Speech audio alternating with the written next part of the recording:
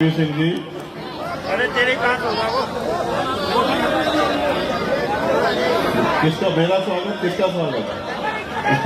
बैठ जाओ आप उसमें बैठ जाओ, अब तो छोड़ दो। इधर भी इतना ही जोश है, ऊपर वालों में भी जो इधर थोड़ी देर के लिए मेरे कहे थे जोश को बस समझदारी के साथ अपनी भाषा भी बहुत बहुत धन्यवाद करूंगा कि उनकी चुनावी सभा में मुझे यहाँ आने का मौका मिला। ये भी एक कड़वा सच है कि अगर चुनावी कार्यक्रम आज नहीं होता और मेरी ड्यूटी नहीं लगी होती तो मैं कहीं ना कहीं क्या गौरव बच्चों को कल उनका गला काट के हत्या कर दी गई और उनकी आवाज उठाने वाला कोई नहीं। अगर ये जिम्मेदारी कंधों पे नहीं होती तो आज गोरखपुर में वहां मुख्यमंत्री से जवाब मांगता कि इन बच्चों के हत्यारों को क्यों नहीं अब तक गिरफ्तार किया गया। प्रदेश, जिले, विधानसभा के सभी पदाधिकारी, कार्यकर्ता यहाँ सामने बैठे मेरे अपने लिए न जी के हम लोगों के लिए बहुत बड़े योगदान दिए हैं। हमें विचार की शक्ति से रास्ता दिखाया है जिसकी वजह से आज ये सुंदर सुंदर कपड़े हमारे तन पर हैं। मैं आपका पुनः धन्यवाद करता हूं क्योंकि जब जब दिल्ली में मुझे आपकी जरूरत पड़ी है आपने हमेशा मेरे सर पे हाथ रख के इन सरकारों को मुंह तोड़ जवाब देने का काम किया है। मैं आपका धन्यवाद करता हूं। सुरेश जी यहाँ है, मैं आज भी गवाही दे सकता हूं कि जब दिल्ली में सदगुरु रविदास जी महाराज का गुरु घर आम आदमी पार्टी और भाजपा की सरकार ने मिलकर हमारे पवित्र स्थल को हमसे छीना था, तब आप दिल्ली के लोगों ने पूरे देश से आए हुए लोगों को अपने गुरु घरों में रहने का ठिकाना देके उनके रोटी पानी रहने की व्यवस्था करके और अपनी शक्ति के बदौलत उस दिन उस सरकार को, जिस सरकार ने आपके 96 बच्चों को जेल भेजने का काम किया था, उस सरकार को घुटने टिकवाने के लिए मजबूर किया था। इसलिए मैं आप गोपालपुर वासियों का बहुत बहुत धन्यवाद करता हूं। मैं जब उधर से आ रहा था तो ये सोच रहा था किससे मिलूं और किससे ना मिलूं। मेरे लिए आप सब लोग मेरे अपने हो, न कोई छोटा ना बड़ा, क्योंकि हमारे गुरु ने कभी ये सिखाया नहीं, छोटे बड़े की बात ही नहीं सिखाई। और आप ये भी जानते हो कि 16 महीने मैंने जेल काटी, 16 महीने। मैं आपका खून हूं, मैं आपकी औलाद हूं। आप मेरे बड़े हो, बताओ क्या समाज के लिए लड़ाई लड़ना गलत है? क्या समाज में अगर जुल्म हो उनकी आवाज उठाना गलत है? तो मैंने हमेशा कोई ऐसा मामला नहीं रहा जहां हमारे मान सम्मान पे आ जाइए और मैंने घर में बैठ के तमाशा देखा हो, कोई ऐसा मामला नहीं बता सकते आप मुझे। 16 महीने मैंने जेल काटी और जब दिल्ली में गुरु घर टूटा तो कोई मेरे बदन का हिस्सा ऐसा नहीं बचा जो लोग मेरे लोगों ने सरकार के इशारे पे मुझे और मेरे साथियों को पीटने का काम किया। उनको लगता था कि लाठियों से डर के ये चंद्रशेखर आजाद ये वापस भाग जाएगा, डर जाएगा। वो ये नहीं जानते कि ये चंद्रशेखर आजाद सदगुरु रविदास जी महाराज का अंश है। ये बाबा साहब अम्बेडकर मानव काशीराम साहब का बेटा है।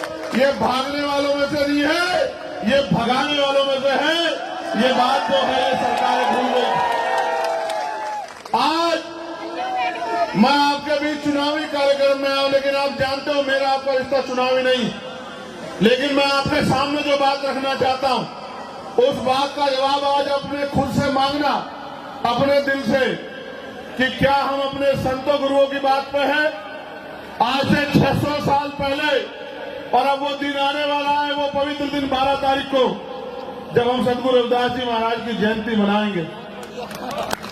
पूरी दुनिया में महाराज जी की जयंती मनेगी, लेकिन आप महसूस करो कि 600 साल पहले सदगुरु महाराज ने क्या कहा जब उनसे पूछा गया इसी तरह की एक सभा में उनके एक अनुयायी द्वारा कि गुरुजी हम लोग बहुत राज होना पड़ता है, हम पे जुल्म होता है, ऐसा क्यों होता है? ये उन्होंने वाणी के द्वारा सदगुरु जी ने पूछा कि रविदास मानु सुखी बसन्नु सूकर है दो ठाव 100 स्वराज माही दूसर मरगट गांव। जब ये बात सतगुरु जी से पूछी गई तो ये वाणी के जरिए सतगुरु जी ने जवाब दिया, और वो जवाब ये था कि सुख शांति का जीवन जीने के दो ही रास्ते हैं। रविदास मानु सुखी बसन्नु सूकर है दो ठाव, कि सुख शांति से जीने के लिए दो ही रास्ते हैं। पहला, राज स्वराज माही अपना राज लाओ। और केंद्र में मोदी जी का राज है, राज तो अभी भी है। तो ये भी सवाल है कि राज तो है जी, तो राज है तो फिर क्यों सुख शांति नहीं आ रही। सतगुरु जी ने कहा ऐसा चाहूं राज में जहां मिले समझू अन्न, और छोट बड़े सब संभ से रैदास रहे प्रसन्न। कि राज ऐसा होना चाहिए जिसमें कोई ऊंच नीच ना हो, जिसमें कोई भेदभाव ना हो, जिसमें कोई छोटा बड़ा ना हो, जिसमें किसी बहन बेटी पर जुर्म ना हो, किसी को खाने के लिए अन्न की, तन ढकने के लिए कपड़े की और सर ढकने के लिए छत की दिक्कत ना हो, जहां पीने के लिए पानी की समस्या ना हो। तो ये जो राज आज का है ये सदगुरु महाराज का राज नहीं है। उनका राज तो बेगमपुरा राज था। बेगम का मतलब होता है बिना गम का राज, जहां किसी की जिंदगी में कोई गम ना हो। ऐसे राज की कल्पना की थी। आज बताओ, मैं तो दिल्ली घूम रहा हूं, मैं बौराड़ी गया, मैं त्रिलोकपुरी गया, मैं सीमापुरी गया, मैं सादरा गया, सीलमपुर गया, तो मैं देखता हूं जहां मैं पार्लियामेंट में जाता हूं वो दिल्ली तो कोई और है। वो दिल्ली तो ऐसी है कि सड़क पर रख के भोजन कर लो। और ये दिल्ली कौन सी दिल्ली है जहां नालियां, गड्ढे, गंदगी, सफाई की व्यवस्था नहीं है, पीने के लिए पानी की व्यवस्था नहीं है, जहां लोग झुग्गी झोपड़ियों में अपने और अपने बच्चों के सम्मान की रक्षा मुश्किल से करते हुए जी रहे हैं। तो मुझे लगा ये दिल्ली वो दिल्ली है जिसमें हमारे लोग रहते हैं, और वो दिल्ली है जिसमें पैसे वाले लोग रहते हैं, जिसमें सरकार के लोग रहते हैं। रास्ते में नहीं चले होते तो आज एक गुरु घर का निर्माण आप लोग नहीं कर पाते। और आप जानते हो इस गुरु घर का निर्माण किसी और ने नहीं, आपने अपनी मेहनत की कमाई से किया है। मैं जानता हूं इस बात को, मैं आपके स्वाभिमान की शक्ति को जानता हूं। और ये बात जो मैंने आपसे कही कि महाराज जी कह के गए थे, वही बात बाबा साहब अम्बेडकर ने भी कही और हूबहू संविधान में लिख दी कि संविधान के आधार पर कोई छोटा बड़ा नहीं होगा, कोई किसी पर जुल्म नहीं कर पाएगा, हर व्यक्ति का सम्मान होगा, सबको समान अवसर मिलेंगे और हर आदमी पढ़ लिख के आगे बढ़ पाएगा, इज्जत सम्मान की जिंदगी जी पाएगा। और बाबा साहब ने क्या कहा, राजनीति में हिस्सेदारी नहीं, वो सुनहरी चाबी है जिसके जरिए आप अपनी सारी समस्याओं का हल निकाल सकते हो। मैं आपको लगातार कहता आ रहा हूं कि आपने शक्ति किसी और के हाथ में दे रखी है और आप चंद्रशेखर आजाद की तरफ उम्मीद लगा के देखते हो कि चंद्रशेखर आजाद आपकी समस्याओं का हल कर दे। मैं आपको गारंटी से कहता हूं, एक मौका आप चंद्रशेखर आजाद को दे के देखो, फिर आप बताना आपकी समस्याओं का हल होता है नहीं होता है, या आपका हाथ किसी आगे फैलता है, फिर आप मुझसे सवाल करना। मैं तो पार्लियामेंट में हूं, आप जानते हो दिल्ली के मेरे लोगों, क्या मैं कोशिश करता हूं कि आपकी तकलीफें दूर हो। लेकिन आप सोचो, ये तब हालात है जब शक्ति उनके पास है। एक दिन आएगा, समय करवट लेगा, क्योंकि बाबा साहब अम्बेडकर आपके उंगली में वो शक्ति लेके गए हैं, जिसे चाहो चोटी में बिठा दो और जिसका दिमाग खराब हो जाए उसको उठा के चोटी से जमीन पर पटक दो। ये उंगली में ताकत बाबा साहब अम्बेडकर आपके देके गए हैं। 4-4 बच्चों की कुर्बानियों से आज आपके हाथ में वोट है। जब तक ये वोट है तब तक बड़े बड़े पैसे वाले, धन्ना सेठ, बड़े बड़े कुर्ते वाले, बड़ी बड़ी गाड़ियों वाले, बड़े बड़े महलों वाले आपकी बस्तियों में आएंगे, आपके पैर पकड़ेंगे, आपके बराबर में बैठेंगे, आपसे भाईचारे की बात करेंगे, आपके पैर भी छुएंगे, सर पे हाथ भी रखवाएंगे, वादे भी करेंगे। वो समय अगर कोई होगा तो वो चुनाव का समय होगा, और जिस दिन चुनाव खत्म हो जाएगा 5 साल उनको दूरबीन लेकर ढूंढ लेना, 5 साल वो आपको दिखाई नहीं देंगे। और ऐसा 75 सालों में चला रहा है, अमीर राज कर रहा है और गरीब का हाथ ऐसे फैला है।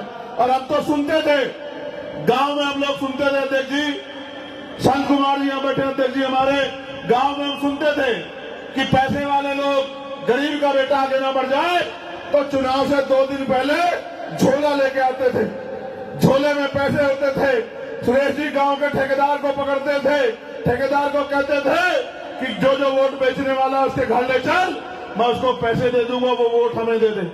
ये होता था नहीं होता था बताओ?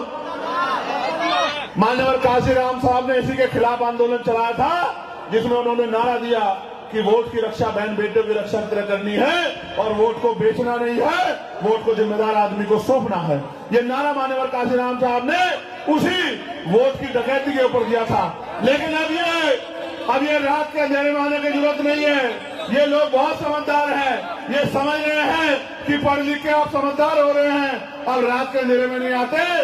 अब तो दिल्ली के बड़े बड़े दफ्तरों में बैठ के मीडिया के सामने घोषणा करते हैं कि हम आपको 2500 रुपए महीना देंगे, हम आपको 3000 रुपए महीना देंगे, हम आपको 2100 रुपए महीना देंगे, हम आपको 500 रुपए का सिलेंडर देंगे, हम आपको साड़ी देंगे, कपड़ा देंगे, मिठाई देंगे, आप हमें वोट दे दो। ये वोट की खरीदारी नहीं है तो अब क्या है, आप मुझे बताओ। ये वोट की खरीदारी है, और ये खरीदारी इसलिए है क्योंकि जिस दिन आपने अपनी वोट की शक्ति को समझ लिया और वोट आप अपने बाबा साहब अम्बेडकर के विचार वाले व्यक्ति को देने लगे, उस दिन के बाद आपको किसी दफ्तर में नहीं जाना पड़ेगा। आप पता करा के देखना, मेरी लोकसभा में अभी एक गांव में कीचड़ हो रहा था, अध्यक्ष जी, कीचड़ हो रहा था। बच्चों ने मुझे मैसेज किया कि सांसद जी हम स्कूल जाते हैं, बाबा साहब ने कहा था कि शिक्षा श्रेणी का वो दूध है जो पिएगा दहाड़ेगा। हम बाबा साहब की बात मान के स्कूल जाते हैं, हमारे परिवार के लोग भूखे प्यासे रह के एक एक पैसा जोड़ के हमें स्कूल भेजते हैं। हम वर्दी पहन के जाते हैं, लेकिन जब कीचड़ से निकल के जाते हैं तो स्कूल में जाते जाते ऐसे हो जाते हैं जैसे खेत से आ रहे हो। और जब हम स्कूल में बैठते हैं तो वो गंदगी हमारे पैरों में, कपड़ों में लगी होती है, तो हम पढ़ भी नहीं पाते। मैंने अधिकारियों को कहा कि भाई आप लोग क्यों नहीं ध्यान देते? बोले जी सब ठीक है। मैंने कहा ठीक है तो चलो मेरे साथ। मैं अपने उस गांव में उनको लेके गया और मैंने कहा कि चलो जरा गांव का निरीक्षण करके आएंगे। और जब उस गारे से मैंने उनको निकाला, इतने इतने गारे से, तो एक दूसरे से कहने लगे, क्योंकि अधिकारी भी समझदार हैं, कि क्यों नहीं बनी ये सड़क, सांसद जी नाराज हो रहे हैं, क्यों नहीं ध्यान दिया गया, इतने बुरे हाल है, गांव में समस्या है, क्यों नहीं ध्यान दिया गया। मैंने उनमें महिला अधिकारी भी थी, मेरी बहनें उनसे कहा कि आप भी कंपटीशन देके आई, महसूस करके देखो, अगर आपके बच्चों को ऐसी गंदगी से निकलना पड़े तो आपके मन में क्या बीतेगी। और मुझे उम्मीद है, मैंने 15 दिन का समय दिया था, 15 दिन के अंदर वो सड़क बन जाएगी, मेरा भरोसा है, क्योंकि वहां सांसद चंद्रशेखर आजाद है, वहां तो हरियाणा के सांसद नहीं। तो मैं तो कोशिश कर रहा हूं कि जितनी ताकत आपने मुझे दी है उस लड़ाई को लड़ सकूं। और मैं आपको विश्वास दिला कहता हूं कि अगर आपने इस गोकलपुरी विधानसभा में अब तक तो आपने जिसको चाहे मौका दिया, लेकिन इस बार आपने अगर भाई अरविंद जी को मौका दिया और 5 तारीख को केतली का बटन दबा दिया, और मेरी बात को याद रखना कि जिस दिन परिणाम आएगा और आपके आशीर्वाद से अरविंद भाई एमएलए बन गए, तो याद रखना किसी दफ्तर के बाहर जाकर लाइन लगाने की जरूरत आपको नहीं पड़ेगी। इस बात का मैं आपको विश्वास दिलाता हूं। ये वोट हथियार है हमारा, इस हथियार का प्रयोग करना जान लो। ये 2 धारी तलवार है, अगर अपने व्यक्ति को दी तो आपकी समस्याओं का हल होगा, आपकी परेशानियां खत्म होगी। और अगर किसी ऐसे व्यक्ति को दे दी जो आपको धोखा ठगने के लिए मैदान में आया है, तो आपकी समस्याओं का हल नहीं होगा और नई मुसीबतें आपके ऊपर पड़ जाएंगी। आज महंगाई ने कमर तोड़ दी है, नौकरी नाम की चीज नहीं है। आरक्षण जो हमारा हथियार था, जिससे हमारे 100-200 बच्चे हमेशा नौकरी लग जाते थे हर जिले में, आज वो नौकरियां खत्म हो गई हैं, निजीकरण किया जा रहा है, तमाम तरह से लूटमारी हो रही है, भर्तियों में घोटाला हो रहा है। कल किसी गरीब दलित पिछड़े का बच्चा किसी दफ्तर में सरकारी कुर्सी पर नहीं बैठ पाएगा। और आप जानते हैं सरकारी नौकरी क्या है?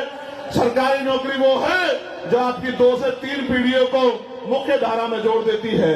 और जो लोग सरकारी नौकरी में नहीं है, क्योंकि गरीब लोग हैं, व्यापार नहीं कर सकते, समय पर लोन नहीं मिलता, उसके बाद 400 रुपए 500 रुपए की मजदूरी करके आप 10 साल में घर का निर्माण नहीं कर सकते। आज महंगाई के ये हाल है, एक गाड़ी नहीं खरीद सकते आप। तो आप ये बताओ कैसे मुख्य धारा में आओगे? बाबा साहब को तो लगता था कि वोट की शक्ति से ये देश में शासक बन जाएंगे। हम शासक तो नहीं बने, हम तो पिछलग्गू बन के रह गए। इसके पीछे कौन कारण है, किसने किया है? हमारा अपना स्वार्थ है या हम लोग बेवकूफ बनते आ रहे हैं? ये हमें सोचना पड़ेगा। मैं तो आपसे इस धरती में खड़े होकर कह सकता हूं, ये हमारा पवित्र स्थल है। गोकुलपुरी के मेरे प्यार के लोगों, मैं आपको जिम्मेदारी से कह रहा हूं, चंद्रशेखर आजाद मिट तो सकता है लेकिन झुक नहीं सकता। मेरी बात को आप याद रखना। चंद्रशेखर आजाद घर तो बैठ सकता है लेकिन आपके सम्मान स्वाभिमान, आपके अधिकारों से समझौता नहीं कर सकता किसी तरह का। मैं आपके का असल खून हूं, मैं आपको ये कहने आया हूं, मैं आपसे मदद मांगने आया हूं। आपने हमेशा मेरी इज्जत रखी है, एक बार मुझे वोट की शक्ति को भी दे दो, फिर आप देखना कि चंद्रशेखर आजाद और अरविंद भाई, महेश जी सब लोग, हम लोग मिलके किस तरह से गोकुलपुरी को ऐसी विधानसभा बना देते हैं कि सारे विधायक आगे यहां देखा करेंगे और हर क्षेत्र की जनता ये कहा करेगी कि हमें तो उसी पार्टी का विधायक बनाना है जिस पार्टी का विधायक गोकुलपुरी विधानसभा में है, क्योंकि इतना काम उस व्यक्ति ने कराया है जितना काम 50 साल में सरकारें नहीं करा पाई। मैं आपसे हाथ जोड़ के ये प्रार्थना करता हूं कि आप इस लड़ाई में हमारी मदद करना। और मैं आपको भी कहना चाहता हूं कि ये आप ध्यान रख लो, अभी अभी आप पे हथियार है। आने वाले समय में सरकार कभी ईवीएम के जरिए और कभी और तरीकों के जरिए इस हथियार को भी हमारे छीनना चाहती है। हमें समझदारी दिखानी पड़ेगी। और नौजवानों को मैं कहूंगा, बहुत जोश है उनके अंदर, इस जोश को 6 दिन फील्ड में लगाओ, घर घर तक पहुंचो, चुनाव चिन्ह पहुंचाओ, अपनी बात पहुंचाओ, अपील करो लोगों से। और जिस दिन वोट पड़ेगा, बूथ की जिम्मेदारी उठाना, एक एक वोट पोलिंग परसेंटेज कराना, पूरा 100%, एक एक वोट को बूथ तक लेके आना। और जब आपका बैलेट की मशीन बंद हो जाए, फॉर्म 17C लेके तब आके घर में सोना और फिर 8 तारीख को सुबह सुबह जाकर एजेंट बन के और एक एक वोट की गिनती करवाना, अपनी वोट की चोरी मत होने देना। फिर आप देखना, जब आप सजग प्रहरी बन जाओगे तो आपके अधिकारों पर कोई डाका नहीं डाल पाएगा। अभी मैं वहां था सीरजगढ़, महाराज इंद्रदास जी ने मुझे कहा कि भाई हम लोग चंद्रशेखर, बेगमपुरा हमारी ट्रेन जाती है एक्सप्रेस, उसमें गंदगी होती है, कोई सुनने वाला नहीं है। हम 50 लाख रुपए देते हैं ट्रेन के, वो ट्रेन यहां से बनारस जाती है भाई। हम सबको कह के थक चुके, अब हम आपसे उम्मीद करके बैठे हैं कि हमारा बेटा संसद में है, वो हमारी मांग को उठाएगा। मैंने तत्काल ही रेल मंत्री से मिलके उस ट्रेन में सफाई कर्मचारियों की व्यवस्था कराई। आप पता करा के देख लेना। महाराज जी ने मुझसे कहा, जब मैंने कहा कि महाराज जी आपने जो आदेश दिया था वो पूरा हो गया, महाराज जी ने कहा मैं तो जानता हूं, राज होगा तो काज होंगे। अभी तो हमारा एक बच्चा गया है, जिस दिन हमारे बच्चों की संख्या वहां सैकड़ों में होगी, उस दिन किसी काम के लिए हमें हाथ नहीं फैलाना पड़ेगा। हम इधर कहा करेंगे, हमारा काम हो जाया करेगा।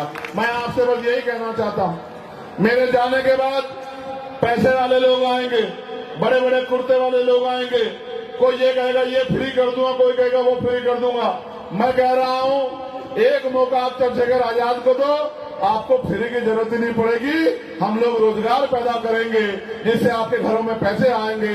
महिलाओं के लिए रोजगार की व्यवस्था करेंगे, कुटीर उद्योग लगा के, जिससे आपके घरों में काम आएगा। अपने नौजवान भाइयों को के लिए रोजगार की व्यवस्था करेंगे जिससे आपकी जेब में पैसा आएगा। जब पैसा आएगा तभी तो आप इस देश की आर्थिक व्यवस्था में योगदान कर पाओगे। मैं आपका पुनः धन्यवाद करता हूं, यहाँ की टीम का धन्यवाद करता हूं, संचालक कमेटी का धन्यवाद करता हूं। एक बार जोर से बता दो, ये देख रहे हो नहीं देख रहे हो? ये क्या है, जोर से बताओ। मेरी अकेले की आवाज आपसे ज्यादा है, जोर से बताओ। नहीं, अपनी बात केतली, जोर से बताओ। ये क्या है? ये केतली नहीं है, ये अलादीन का चिराग है। देखते हैं, देखा नहीं देखा आपने बचपन में टीवी में अलादीन का चिराग? पकड़ना भाई इसको। और जब अलादीन के चिराग पे ऐसे घिसते हैं तो क्या निकलता है उसमें से? इसमें से कौन निकलेगा? जैसे ही आप इसको भर दोगे और फिर 8 तारीख के बाद तो घिसे हुए तो कौन निकलेगा? और अरविंद क्या कहेगा आपसे? अरविंद आपको देख के दरवाजा बंद नहीं करेगा। अरविंद आपको देख के एसी में पड़ के नहीं सोएगा। अरविंद आपको देख के दरवाजा खोल के कहेगा कि मेरे सर पे हाथ रखो, मुझे काम बताओ, आपने मुझे वोट दिए, मेरे लिए काम बताओ कि मैं आपके किस काम आ सकता हूं, किस समस्या के लिए आपको आना पड़ा है। आपको आना नहीं चाहिए था, आपको मुझे फोन करना था, मैं वहां आता। आप मालिक हो, मैं आपका सेवक हूं। ये आपको अरविंद से सुनने को मिलेगा। और बाकी से क्या सुनने को मिलेगा? आप दरवाजा खोलोगे तो क्या होगा? नेताजी गेट खोल के कह देंगे कि यहाँ नहीं रहते नेताजी, नेताजी गए घूमने के लिए, 10-15 दिन बाद आना। अब आपको तय करना है कि आपको किसका साथ देना है। बहुत बहुत धन्यवाद। मेरे साथ नारा लगा लो जोर से, जय भीम, जय भीम, जय भारत, जय भारत, जय संविधान। मैं संविधान को बदलने वाले लोगों को भी कहना चाहता हूं, ये जरा इधर देख लेना, गोकुलपुरी में जो लोग संविधान बदलना चाहते हैं, ऐसा ना हो अरमान बदल जाए। ये गोकुलपुर वाले बहुत मजबूत लोग हैं, पूरे अरमान बदल के रख देंगे। बोलिए संत श्री सद्गुरु रविदास महाराज जी की, सद्गुरु रविदास शक्ति। बहुत बहुत धन्यवाद। मैं सभी संतों को पुनः धन्यवाद नमन करता हूँ। सद्गुरु रविदास जी महाराज को, भगवान वाल्मीकि महाराज को, गुरु नानक देव को, संत कबीर को, और सबसे ज्यादा आपका धन्यवाद है। हाथ उठा के आशीर्वाद दे दो मुझे। दोनों हाथ उठाओ, दोनों उठा के रखो। अभी 4 दिन तक उठा के रखना है हाथ ऐसे ही। नहीं, बस नीचे कर लो। मेरा काम आपको तंग करना नहीं है, आपकी समस्याओं का हल करना है। बहुत दूंगा आपके रात काज के लिए खड़ा रहूंगा, आप चिंता मत करो। आशीर्वाद दे दो।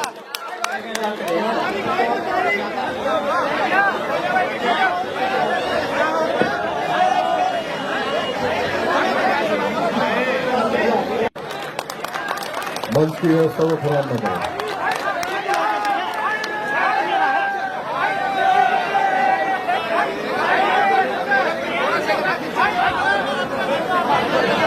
सभी साथी रास्ता दे देंगे। मेरा अनुरोध है, रास्ते के जी में रास्ता दे देंगे सभी साथी।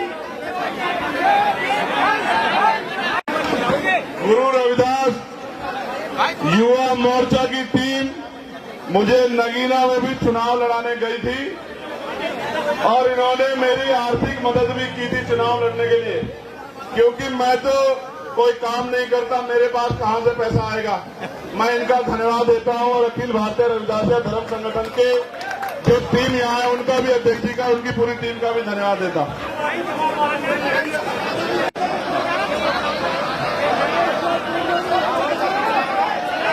दिखानी है, रास्ता भी बनाना पड़ेगा। अभी तो करोगे व्यवस्था,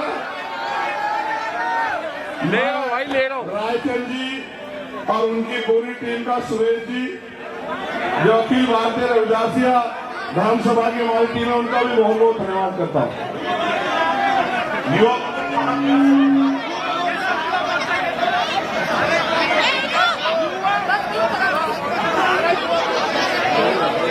अगर राहत मोर्चा, युवा मोर्चा, राजमंच, इन युवाओं का भी धन्यवाद बहुत बहुत, मेरे छोटे भाई।